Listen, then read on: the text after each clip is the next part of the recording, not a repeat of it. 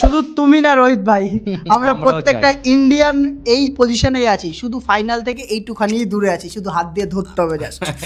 তো India versus New Zealand world cup final হতে চলেছে জাস্ট কালকেই। দুইবারের ওয়ার্ল্ড কাপ চ্যাম্পিয়ন আর একবারেরও না বিশ্বে ক্রিকেটের ইতিহাসে সব থেকে বড় চোকার্সদের যদি নাম ধরা হয়, দুটোর মধ্যে একজন কিন্তু ফাইনালে উঠে গেছে, নিউজিল্যান্ড। তো নিউজিল্যান্ডের কাছে খুব বড় সুযোগ আছে একটা প্রথম ওয়ার্ল্ড কাপ হাতে নেওয়ার, নাকি ইন্ডিয়া যে দুইবার অলরেডি জিতে বসে আছে এইবার পেয়ে তিনবার হবে, পরপর হবে। অনেকগুলো রেকর্ড কিন্তু ইন্ডিয়া এবছর কিন্তু এই ওয়ার্ল্ড কাপ জিতে সেট করতে পারে। তো আজকের আমরা শুধু এটাও না, এর উপরে কিন্তু অনেকগুলো প্রিভিউ নিয়ে তো এসছি আমরা এই ভিডিও ইন্ডিয়া ভার্সেস নিউজিল্যান্ডের ওয়ার্ল্ড কাপ ফাইনালের। তো প্রিভিউর মধ্যে কিন্তু অনেকগুলো কোশ্চেন আসছে। সবার প্রথমে সেমিফাইনাল ম্যাচ দেখে বা গত কিছু ম্যাচ দেখে যদি আমরা বলি, সবার প্রথমে সেটা হচ্ছে অভিষেক শর্মার ফর্ম। অভিষেক শর্মাকে কি বসিয়ে রিঙ্কু সিংকে তোলা যেতে পারে? আরও একটা প্রশ্ন আসছে, সেটা হচ্ছে বরুণ চক্রবর্তী কিন্তু পুরোপুরি ভেবাচাকা খেয়ে গেছে।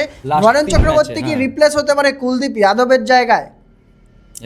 ইউ নেভার নো, যা খুশি হতে পারে। তো আমরা আজকে এটা অ্যানালাইসিস করব। আপনারা দেখছেন ফেল ক্রিকেটার্স চ্যানেল, আমি সুদীপ্ত, আমি শান্তনু। আজকের ভিডিও শুরু করছি India versus New Zealand T20 world cup ফাইনালের প্রিভিউ। চল শুরু হোক। সবার প্রথমে কোশ্চেনগুলোতে তো আসবোই। আমরা যে কোশ্চেনগুলো করেছি, প্রত্যেকটা টিমের স্ট্রেংথ, প্রত্যেকটা টিমের উইকনেসেস কী আছে, স্ট্র্যাটেজি কী হতে পারে ইন্ডিয়ার, ম্যাচের প্রেডিকশন কিন্তু আমরা আজকে আমরা প্রেডিকশন করব যে আহমেদাবাদের মাঠে হতে চলেছে। তো এখানে প্রেডিকশন আমরা আসবোই প্রত্যেকটা, শেষ অবধি দেখবেন ভিডিওটা, তাহলে কিন্তু আপনারা প্রত্যেকটা জিনিস আমরা কভার করে দেবো। আশা করছি আপনাদের ভালো লাগবে ভিডিওটা। আর একটা রিকোয়েস্ট করতে চাই, যারা ভিডিও দেখছেন সাবস্ক্রাইবার, আমার বলতেও লজ্জা লাগছে, 95% লোক ভিডিও দেখে কিন্তু সাবস্ক্রাইব করে না। দয়া করে একটু সাবস্ক্রাইব করে দেবেন আমাদের জন্য, যদি ভালো লাগে অবশ্য ভিডিও, তাহলে শেষ অবধি দেখে তাহলে লাইক করবেন।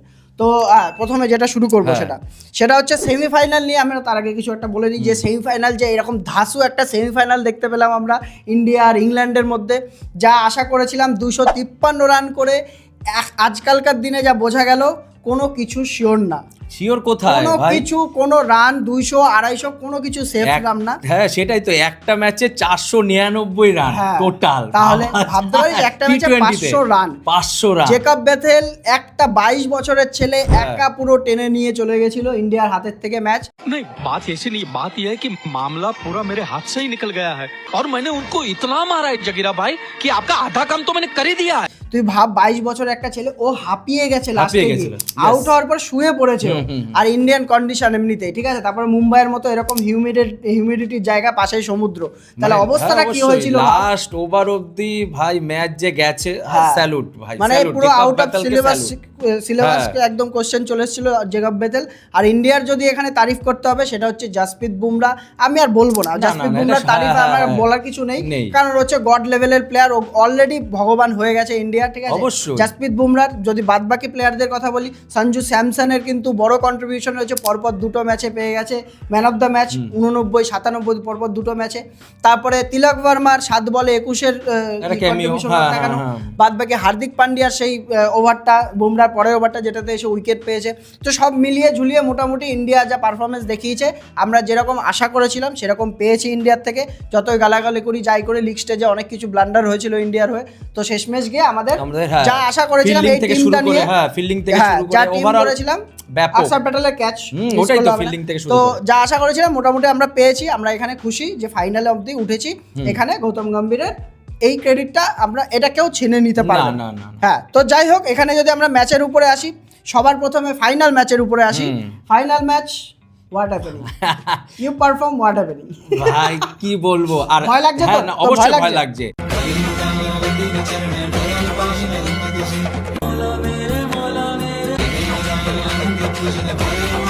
মানে তার আগে একটা কথা না বললেই নয়, 2000 সালে কিন্তু প্রথম নিউজিল্যান্ড আর ইন্ডিয়া ফাইনাল খেলেছিল, মানে চ্যাম্পিয়ন ট্রফি। তখন চ্যাম্পিয়ন ট্রফি হতো, টি20 নমিনেশন ছিল না, ওডিআইতে। তারপরে 26 বছর পর আবার ফাইনাল খেলছে একটা। হ্যাঁ, এটা কিন্তু একটা ভালো স্ট্যাটস বলছে।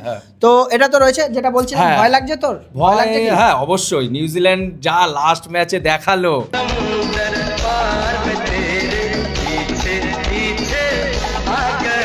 টিম সাইফা, ইন্ডিয়াও দেখিয়েছে ফিনালি, দুইজনই কম্বিনেশন কিন্তু ভাই দুজনই কোনো দিক থেকে কম না।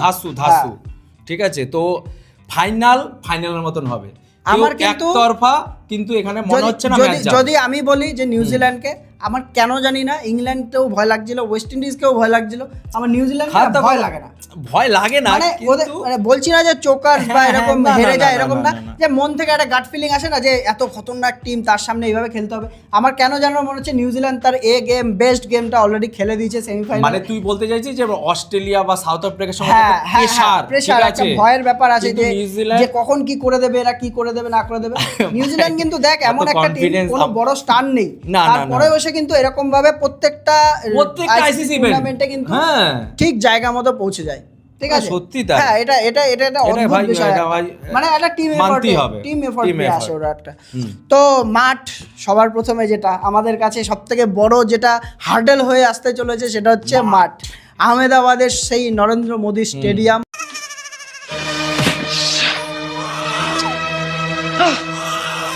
মানে আগে ছিল মোতেরা, এখন হচ্ছে নরেন্দ্র খাড়া মোদী হুয়া স্টেডিয়াম। আজ ভি ওহি, একই সবার মনে সেই এখনো গেঁথে রয়েছে 19 নভেম্বরের সেই দিনটা।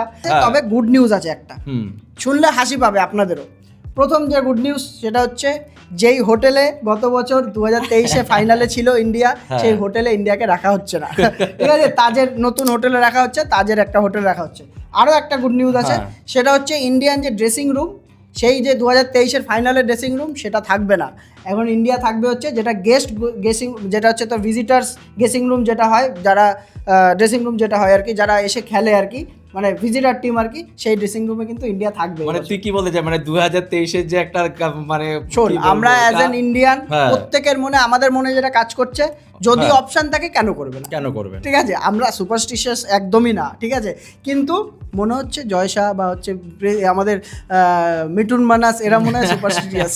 অবশ্যই হতেই পারে, না আর কিছু না হলে এরকম ভাই চেঞ্জ হতো না, হোটেল থেকে শুরু করে। হ্যাঁ, না একদমই না। আর বাদ বাকি যদি আরো অন্যান্য টপিকের মধ্যে আসি, সবার প্রথমে যেটা বলবো, ইন্ডিয়ান টিম যেটা বলছিলাম আমরা, যে ইন্ডিয়ান টিম কিন্তু পুরোপুরি দেখিয়েছে খেলা। যদি টুর্নামেন্টের টোটালি কথা বলি, সঞ্জু স্যামসন, সব থেকে বড় কথা, সঞ্জু স্যামসন কিন্তু ফর্মে চলে এসছে। সঞ্জু স্যামসন পরপর দুটো ম্যাচে তো দেখলামই আমরা, দানব রূপ দেখতে পেরেছি আমরা। হ্যাঁ, দানব রূপ দেখতে পেরেছি। তারপর হচ্ছে শিবম দুবে, এই একটা প্লেয়ার আমি মনে করি ইন্ডিয়ার তরফ থেকে যদি ইন্ডিয়া জেতে আর ম্যান অফ দ্য সিরিজ যদি দিতে হয়, আমি মনে করি শিবম দুবে কিন্তু একটা বড় দাবিদার রয়েছে। খুব কম ছোট ক্যামিও খেলেছে, এমন জায়গায় এসে খেলেছে। ওটাই দরকার। তুই ওয়েস্ট ইন্ডিজের এগেনস্টে দেখ, দুটো 4 ইম্পর্টেন্ট ছিল, কিন্তু যেটা ম্যাচের জাস্ট পরে প্রেস কনফারেন্সও না, ইন্টারভিউ নেয়, ওইখানেই কিন্তু বলেছিল যে দুটো 4 কিন্তু খুব ইম্পর্টেন্ট ছিল, এই একটা। তারপরে আগের দিনে যে ম্যাচটা ইংল্যান্ডের সঙ্গে 25 বলে 43, যে 4 নম্বরে নেমে ওর জায়গা কিন্তু ওটা না, সেই জায়গাটা এসে যে 43-এর, তাও হার্দিক পান্ডিয়া আউট করে দিল বলে, তাই যদি না খেলতো, হ্যাঁ এরকম। তারপরে লাস্ট ওভার করছে, তারপরে উইকেটও পেয়েছে, আবার পুরো টুর্নামেন্টে বল করেছে কিন্তু। মানে বলতে চাইছিস কোন একটা যুবরাজ সিং এর একটা মানে ঝলক মলক আমরা হয়তো পাচ্ছি আর কি। দুবের পুরোপুরি এই জিনিসটা মানতেই হবে, টিমে কন্ট্রিবিউট হতো। হ্যাঁ, যে ব্যাটিং বোলিং ফিল্ডিং মানে সব দিকে আর কি, ওভারঅল মানে ধরতে গেলে ভাই শিবম দুবে একটা এক্সপেক্টার হতো, মানে হয়েছে, এমনকি ফাইনালও হতে চলেছে। আরেকটা জিনিস যেটা অবাক করা, সেটা হচ্ছে তিলক ভার্মা 3 নম্বরে ফ্লপ করলো। ফ্লপ বলতে ওই যাই হোক 26, 25, 30 স্ট্রাইক রেট নিয়ে, স্ট্রাইক রেটটা হচ্ছে মেইন ইস্যু ছিল। স্ট্রাইক রেট নিয়ে ম্যাটার ছিল। যখন ফিনিশার হিসেবে খেলাচ্ছে ওকে, তুই ওর ম্যাচগুলো ইনিংসগুলো দেখলি? সেটাই তো বলছি, 300-200 স্ট্রাইক রেট, 7 বলে 21 রান, তাহলে ওর কি আসলে কি এখানে খেলার মতো একটা সময় মানে শোরগোল হয়ে গেছিল, ড্রপ সেখান থেকে বলে না, এটা ভাই একটা মানে কি বলতো, একটা এই মানে হয়তো চেঞ্জের বিষয়টা ওর মধ্যে ছিল আর কি। থেকে তিলক ভার্মাকে আমরা ফিনিশার হিসেবে দেখতে পারবো ইন্ডিয়ান টিমে। রিঙ্কু সিং এর জায়গা কি গেল তাহলে? সেটাই তো বলছি, এটা কিন্তু একটা টুইস্ট আছিল, যেটার মধ্যে ভাই চেঞ্জ হয়ে ওর কিন্তু ক্যারিয়ারটা মানে জাস্ট ড্যামেজ হতে বেঁচে গেছে। আর হার্দিক পান্ডিয়া, যার কথা বলতে হবে, হার্দিক পান্ডিয়া, ও গত বছর বলেছিল, মানে এই বছর ইন্টারভিউতে বলেছিল যে আমি আমার 50 থেকে 60% দিয়েছিলাম 2024-এর ওয়ার্ল্ড কাপে, কিন্তু দুর্ভাগ্যের বিষয় ও এই বছর 100% দেওয়ার পরেও ব্যাটে সেরকম কামাল করতে পারেনি। যাই হোক, খেলেছে, ছোটখাটো ক্যামিও খেলেছে, কিন্তু বোলারে ওর কিন্তু বড় অবদান রয়েছে, যেটা থার্ড সিমার হিসেবে ইন্ডিয়ার কিন্তু মেন থার্ড সিমার হিসেবে উঠে এসছে। ভালো ইম্পর্টেন্ট জায়গায় এসে স্লগ ওভার হোক কিংবা ওপেনিংয়ে স্পেলে হোক, ও কিন্তু ভালোভাবে বল করে দিয়ে গেছে। ঠিক আছে, ওই জায়গাটায় ওর যে পেডিগ্রিটা কোন পেডিগ্রি প্লেয়ার সেটা বোঝা যায় যে এমনভাবে প্রেশার শোক করে যে এইভাবে ইন্ডিয়াকে উপরে ওটাই তো বলছো, ও কিন্তু ট্রোল হয়, ঠিক আছে, ইন্ডিভিজুয়ালি কিন্তু ট্রোল হয়, কিন্তু ও যে জাতের প্লেয়ার, ঠিক আছে, ও কিন্তু বারবারই নিজেকে প্রুভ করেছে, আর বিশেষ করে টি20 তে, হ্যাঁ বিশেষ করে টি20 তে অবশ্যই। আর নিউজিল্যান্ডের টিমের উপরে যদি আসি, জানি অভিষেক শর্মা বরুণ চক্রবর্তীর কথা ভাবছেন, এটা আসছে এরপরে আসছে। হ্যাঁ কি का हो तुम कौन सा झंडा गाड़ दी हो जो आसमान में लहरा रहा है? हम तो गाड़े हैं और लहराए भी हैं। कहाँ? हमको तो कहीं दिखाई नहीं दे रहा। তো নিউজিল্যান্ডের টিমের কথা যদি বলি আমরা, নিউজিল্যান্ডের টিম কিন্তু দেখতে খুব একটা খাস লাগে না, কিন্তু ওদের টিম এফোর্ট কিন্তু অন্যরকম যায় একদম। ম্যাচে মিচেল স্যান্টনার খুব সুন্দরভাবে নিউজিল্যান্ডকে লিড করেছে এই বছর, আর বড় বড় সেরকম কোনো স্টারও নেই নিউজিল্যান্ডের টিমের মধ্যে। মিচেল স্যান্টনার বলে ব্যাটে দুটোই করে দেখিয়েছে। মিচেল স্যান্টনারের ব্যাটিং এবার হাইলাইট ছিল সব থেকে বড় কথা। আর বাদ বাকি যদি প্লেয়ারদের কথা বলি, ম্যাট হেনরি সেরকমভাবে ইয়ে করেনি। জেকব ডাফি হচ্ছিল সেকেন্ড নাম্বারে ছিল, কিন্তু বরুণ চক্রবর্তীর পরে আইসিসি র্যাঙ্কিংয়ে জেকব ডাফি সেরকম পারফর্ম করতে পারে।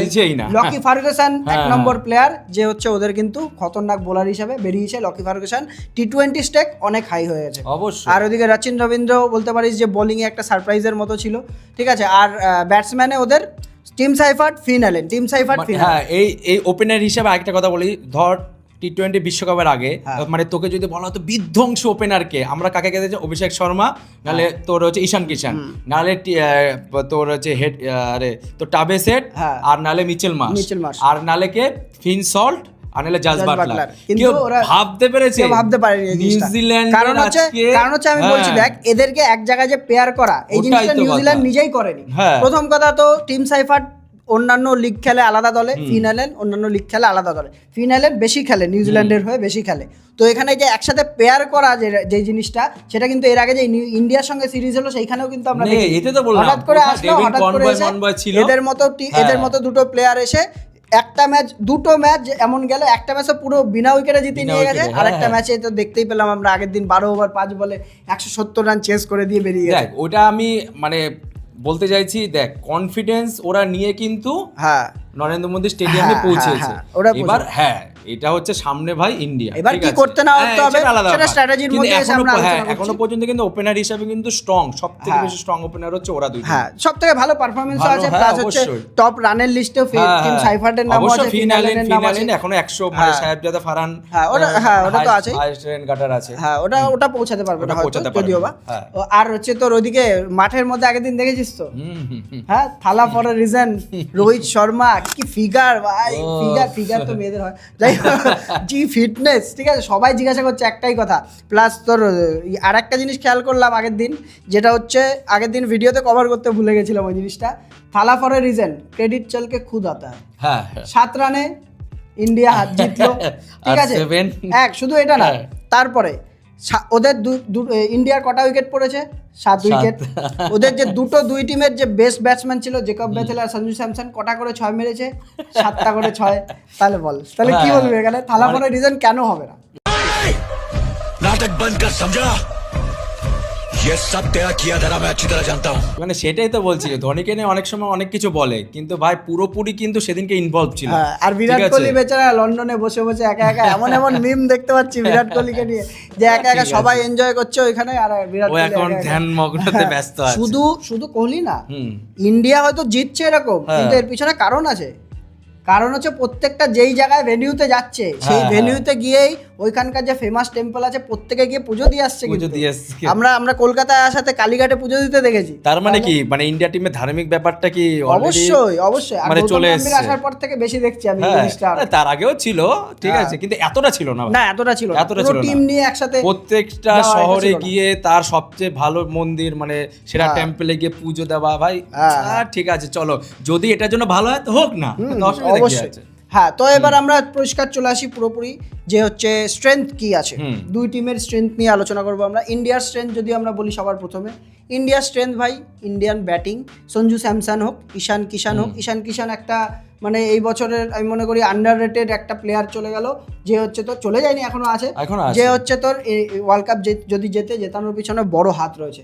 তো পুরো ব্যাটিং লাইন আপের কথা বলতে পারবো, যেভাবে কামব্যাক করেছে, যেভাবে কেউ না কেউ এসে খেলে দিয়ে যাচ্ছিল লিগের লিগ স্টেজ থেকে, ছোট যে তো ক্যামিওগুলি খেলছে, দারুণ দারুণ। সঞ্জু স্যামসন হোক, ঈশান কিষান হোক, ওইদিকে হচ্ছে তোর তিলক বর্মা, ছোট ছোট ক্যামিও হোক না কেন, শিবম দুবে, এর একটা। আর সব থেকে বড় স্ট্রং পয়েন্ট সেটা হয়তো পৃথিবীতে আর কারোর কাছে নেই, সেটা হচ্ছে Jasprit Bumrah, one and only, the only Jassi ভাই, ঠিক আছে, the one and only player, কই নেই 4টে ওভার ভাই, 4টে ওভারই ভাই ম্যাচ, সে প্রথমে 2 ওভার করুক বা লাস্টে 2 ওভার করুক, এটা হচ্ছে ইন্ডিয়ার সবথেকে স্ট্রং পয়েন্ট, ইন্ডিয়ার সবথেকে স্ট্রেংথ যেটা বলা যেতে পারে। আর সেরকম আমি কিছু বলছিও না, কারণ হচ্ছে এর বাইরে আর কিছু নেই, পুরোপুরি ফর্মে চলে এসেছে সবাই, এটা সবথেকে বড় কথা। বলতে গেলে ফিল্ডিং এর কিন্তু একটা স্ট্রেংথ আছে, ফিল্ডিং এর স্ট্রেংথ আছে, আমি ফিল্ডিং এখানে উইকনেস ধরবো, উইকনেস ধরতে পারিস। আগের দিনে আমরা বলেছিলাম ভিডিওর মধ্যে 30টা ক্যাচ উঠেছিল লাস্ট ম্যাচটা বাদ দিয়ে আর কি, ওয়েস্ট ইন্ডিজ অবধি 30টা ক্যাচে 10খানা ক্যাচ, 40টা ক্যাচে কিন্তু 10খানা ক্যাচ মিস গেছে ইন্ডিয়ার। এবার ইন্ডিয়ার খুব বদনাম হয়েছে ফিল্ডিং এ, খুব ফিল্ডিং এ হয়েছে, লাস্ট ম্যাচটা অ্যাকসেপ্টেবল, কিন্তু লাস্ট ম্যাচে কিন্তু সব ভুলে, মানে আমরা সব ভুলে গেছি, এরকম একটা দুটো ক্যাচ ধরেছে, এরকম মানে ইম্পসিবল ক্যাচ ধরেছে, সেটা ঠিক আছে, কিন্তু শুধু এরকম ধরলে হবে না, টিম এফোর্টে 75% থেকে 76% ক্যাচ এফিসিয়েন্সি রয়েছে ইন্ডিয়া, তাও আবার কি পাকিস্তানের নিচে, তাহলে কোথায় এটা স্ট্রেংথ হলো? এটা আমরা সেটাকে কভার করে দিয়েছি হচ্ছে সেমিফাইনালে, ঠিক আছে, আর সেটা কিন্তু ফাইনালে আমার মনে হয় সেটা করে দেখা। আর নিউজিল্যান্ডের যদি স্ট্রেংথের কথা বলি, নিউজিল্যান্ডের সবথেকে বড় স্ট্রেংথ হচ্ছে ওদের ওপেনিং পেয়ার, 77-এর এভারেজের সঙ্গে দুজনে ব্যাটিং করেছে এবার, টিম সাইফার্ট, ফিন অ্যালেন। নিউজিল্যান্ডের সবথেকে বড় স্ট্রেংথই হচ্ছে এরা দুজন, যে ম্যাচ পুরোপুরি ঘুরিয়ে নিয়ে পেরিয়ে যাবে একদম, আর কোনো কথা নেই। যদি ওরা পাওয়ার প্লেতে থাকে, পাওয়ার প্লে অবধি থাকে, তাহলে একতরফা ম্যাচ নিয়ে চলে। আর ওদিকে রচিন রবীন্দ্র কিন্তু হঠাৎ করে বোলিং এ এসে একটা কিন্তু ওদের যখনই আসছে দেখি ভাই পাওয়ার প্লেতে ওদের কিন্তু এটা স্ট্রেংথের মধ্যেই পড়বে, কারণ হচ্ছে হঠাৎ করে এসছে, মানে হঠাৎ করে তো না, এটা জিনিস চিন্তা কর না, ক্যাপ্টেনের প্ল্যান, এটা জিনিস চিন্তা কর না, তোর হচ্ছে রবীন্দ্র, তোর ভাব নাই যে কোনো টি-20 প্লেয়ারের মধ্যে পড়ে, আমার তো ভাই কোনো প্লেয়ারের মধ্যেই পড়ে না, কিন্তু ওই যে ওর একটা বোলিং কিন্তু সবথেকে বড় ভাই ওটা স্ট্রেংথ, ঠিক আছে, না সত্যি তাই, ওই যে বোলিং হঠাৎ করে এসে একটা পেয়ে গেছে, এটা স্ট্রেংথের মধ্যেই পড়ে। আর উইকনেসেসে যদি আমরা আসি, ইন্ডিয়ার উইকনেস কি আছে, এইবার আসতে চাইবো হচ্ছে অভিষেক শর্মা আর হচ্ছে বরুণ চক্রবর্তীর উপরে। অভিষেক শর্মার ভাই চলছে না, পরিষ্কার কথা চলছে না, নয় প্রেসারে আছে, নয় আইসিসি ইভেন্টে বুঝছেই না, প্রেসারেই আছে, পুরোপুরি প্রেসারে আছে। অভিষেক শর্মার যে এই অবস্থা হবে, যে এই জিনিসটা কিন্তু আমরা কেউ কোনোদিন কল্পনা করিনি, যে অভিষেক শর্মা যে লাস্ট সিরিজ অবধি গিয়ে এরকম ভাবে খেলে এসছে নিউজিল্যান্ডের এগেইনস্টেও বল, আমরা প্রেডিকশনও করেছিলাম যে হাইয়েস্ট রান গেটার কি হবে ইন্ডিয়ার তরফ থেকে, সেটা অভিষেক শর্মা বলেছিলাম, আর ওই সেই রাইট আর্ম অফ স্পিন আসছে, অভিষেক শর্মা শেষ, রাইট আর্ম অফ স্পিন শেষ। মুম্বাইয়ের মাঠে নালে উইল জ্যাকসের মতো বোলার এসে, যে হচ্ছে পার্ট টাইম বোলার, সে এসে সেকেন্ড ওভার করে কি করে? ওটাই তো অভিষেক শর্মা আছে বলে কিন্তু এই জিনিসটা দিয়েছে, যেখানে সঞ্জু স্যামসন গিয়ে বলছে রুক যা বেটা, ঠেরে যা, তোরা খেল, সামালকার খেল, কিন্তু সেটা না করে সে একই শট বারবার আউট। একদিক থেকে স্ট্রেংথ আসছে, যে হচ্ছে সঞ্জু স্যামসন, বা হচ্ছে তো সঞ্জু স্যামসন তো তাও বেশি খেলেনি, ঈশান কিষানের রূপ থেকে দুজনের রূপে বলা যেতে পারে, কিন্তু ওপেনিং পেয়ার কিন্তু ইন্ডিয়ার সবথেকে বড় উইকনেস, কারণ হচ্ছে মাত্র 16-র এভারেজে এই বছর ব্যাটিং করেছে, 2-3 ওভার অবধি পুরো ওপেনিং পেয়ার ব্যাটই করতে পারেনি, না করতেই পারেনি, 2-3 ওভার হাতে 4 ওভার দিয়ে, তাছাড়া ওই একটা 50 ছাড়া কিন্তু আর কিছু নেই অভিষেক শর্মা। তো এটা একটা উইকনেস ছিল। আরেক যার কথা যেটা বলা হবে সেটা হচ্ছে বরুণ চক্রবর্তী, কাছে কা গেন্দ ফিরকি নেই মার রা, সে লাগানের কথা সেটা বললাম না, লাস্টের ম্যাচটা দেখেছিলি, মানে ও স্পিনই করছিল না, এটা কি 4 ওভারে 61 রান খেয়েছে, 61 স্পিন করছিল না, কিন্তু ওই যে বললাম কাছে কি গেন্দ ফিরকি কাহে নেই মার, ওই যে লাগানের কথা মনে পড়ে গেল আমার, कचरा की गेंद फिरकी का नहीं मारा था। কিন্তু এইখানে হচ্ছে বুঝছি না ব্যাপারটা, ও টিমে স্ট্র্যাটেজি নিয়ে নামছে মাঠে, টিমে কি এখানে রিপ্লেস করা যাবে কিনা, টিমের উপরে যখন আসছি তখন বলছি, এরপরে টিম নিয়ে আলোচনা করব, প্লেইং 11 তো এটা বরুণ চক্রবর্তী একটা উইকনেস আছে, মানে যেটাকে কিন্তু ভাই ভাইটাল ম্যাচে কিন্তু ভাই পারফরম্যান্স না দেখালে কিন্তু 4টে ওভার, ঠিক আছে, ওইটা একটা ইন্ডিয়ার কিন্তু চিন্তার বিষয়, যে হচ্ছে 1 নম্বরে ছিল সেইভাবে একদম নিচে নেমে যাবে এইভাবে, লাস্ট যে 3টে ম্যাচ ভাই 50, 53 আর এটা 64 নেই কত, তার মধ্যে একটা কিন্তু ম্যাচও ছিল, জিম্বাবুয়ের ম্যাচ ছিল, তাহলে সাউথ আফ্রিকার ম্যাচ, সরি, না না জিম্বাবুয়ের ম্যাচ জিম্বাবুয়ের ম্যাচ জিম্বাবুয়ের ম্যাচ জিম্বাবু সাউথ আফ্রিকা আর হচ্ছে এই ওয়েস্ট ইন্ডিজ আর হচ্ছে বরুণ চক্রবর্তী পুরোপুরি এখানে ফ্লপ যে বোঝাই যাচ্ছে, কারণ হচ্ছে ওর একদম বলে কোনো রকম কোনো কাজই দেখাচ্ছে না একদম আর কোনো। তো যাই হোক, নিউজিল্যান্ডের যদি উইকনেসের উপরে আসি আমরা, নিউজিল্যান্ডের উইকনেস কী আছে সেটা হচ্ছে ওদের বোলিং। আমি একমাত্র দুটো বোলারই দেখছি, সেটা হচ্ছে লকি ফার্গুসন আর হচ্ছে তো Matt Henry flop. Lockie Ferguson একমাত্র বোলার যে এসে ভালো বল করছে, আর বাদ বাকি ফার্গুসনের কেন বলতে একটা কি মানে ওদের বলারের স্ট্রেংথ হিসাবে ও কিন্তু ভাই স্লোয়ারটা কিন্তু দারুণ করে, ঠিক আছে। আর দেখ স্পিনার হিসাবে, আর যদি ভাই উইকটা একটা ধরে, ওরা কিন্তু স্পিনার সেরকম নেই না, ঠিক আছে। বললাম তো ওদের বোলিং লাইনআপটাই হচ্ছে তোর ইয়ে রয়েছে। আর আরেকটা যেটা উইকনেস আছে সেটা কিন্তু middle order batting. Mark Chapman বল বা হচ্ছে গ্লেন ফিলিপস বল একটা দুটো ম্যাচ বাদে কেউ কিন্তু খেলতে পারেনি। শেষ অব্দি এসে মিচেল স্যান্টনারকে বড় বড় ইনিংস খেলে 200-250 স্ট্রাইক রেটে খেলে কিন্তু ম্যাচ জেতাতে হয়েছে। তাহলে ওই একটা ওদের ইয়ে রয়েছে। আর ওপেনিং প্লেয়ার যদি ফ্লপ করে যায়, নিউজিল্যান্ড তো ওইখানটাই শেষ, ওর পা পুরো একদম কোমর ভেঙে যাবে। যদি মোটামুটি পাওয়ার প্লেতে ওরা চলে যায়, তাহলে মোটামুটি ইন্ডিয়ার কিন্তু ভাই 60% পুরো ক্যাপচার করে নেবে ম্যাচ। হ্যাঁ। তো স্ট্র্যাটেজি কি হতে পারে ইন্ডিয়ার? স্ট্র্যাটেজির উপরে যদি আমরা আসি, ভাগ করেই বলছি আপনাদের সুবিধার জন্যই। স্ট্র্যাটেজি সবার প্রথমে টসের উপরে যদি আমরা আসি, টস কিন্তু এখানে আমি মনে করি খুব একটা যে বড় ব্যাপার, মুম্বাই কলকাতার মতো অত বড় ব্যাপার হবে না। যদি টসে যেত ইন্ডিয়া, আমি প্রেফার করব এখানে চেস করা। প্রথমে বোলিং নাও, কারণ হচ্ছে ইন্ডিয়ার স্ট্রেংথ হচ্ছে সব থেকে বেশি, সেটা হচ্ছে ব্যাটিং লাইন আপ সব থেকে বড় স্ট্রেংথ। তো এখানে যা ওর মধ্যে অল্পর মধ্যে 170-75 এই মাঠে বেশি রানও হবে না, 180-90 ধরা যেতে পারে। যা রান আছে কিন্তু ইন্ডিয়ারই ছিল 234 বল বা 224 বল, বা সেই রান আমার মনে হয় না ফাইনালে গিয়ে অতটা, না অত ফাইনালে অত রান হবে না, আর হচ্ছে তো আটকাও, এর মধ্যে ব্যাটিং করো, চেস করো। কারণ আমরা বলতে কি মেন কথা হচ্ছে ভাই পাওয়ার প্লেতে ওদের দুজনকে নিয়ে, আমরা ওয়েস্ট ইন্ডিজের এগেইনস্টে চেস করেছি 193 রান, আমরা মোটামুটি একটা কনফিডেন্স পেয়ে গেছি চেস করে। আমার মনে হয় চেস করা উচিত। আর যদি বলা হয় জাসপ্রীত বুমরাকে সেই ওভার লাস্টে যেমন বাকি রাখছে, এরকম ভাবে আগের মতো চললে হবে। এখন যেমন লাস্টে 2 ওভার করে বাকি রাখছে, এরকম করে 2 ওভার।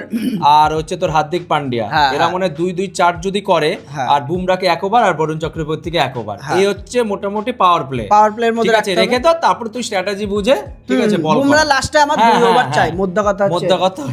এবার ম্যাচ এদিক ওদিক হতেই পারে, যে দেখা গেল ফিনালে আবার শুরু করে দিল, তখন ভাই বুমরার প্রথম 2 ওভার লাগবে। মানে পাওয়ার প্লে 6 ওভার এটাই হতে চলেছে, যে 2-2, মানে হার্দিক পান্ডিয়ার 2, অর্শদীপের 2 আর বুমরার 1, আর হচ্ছে তবে একটা জিনিস যা আমার যা শান্তি লাগছে এখানে, হচ্ছে মুম্বাই কলকাতার মতো মাঠ না, যে আবল তাবল খেলা হয়ে যাবে এরকম হবে না। যে ভালো খেলবে ভাই সেই কিন্তু জিতবে অবশ্যই। আমাদের লাগ ভালো না, ভাই আহমেদাবাদের কথা বলিস না। লাস্ট ম্যাচ দেখ সাউথ আফ্রিকার বিরুদ্ধে 111 রানে বান্ডি, 111 রানে এটা বল ভাই।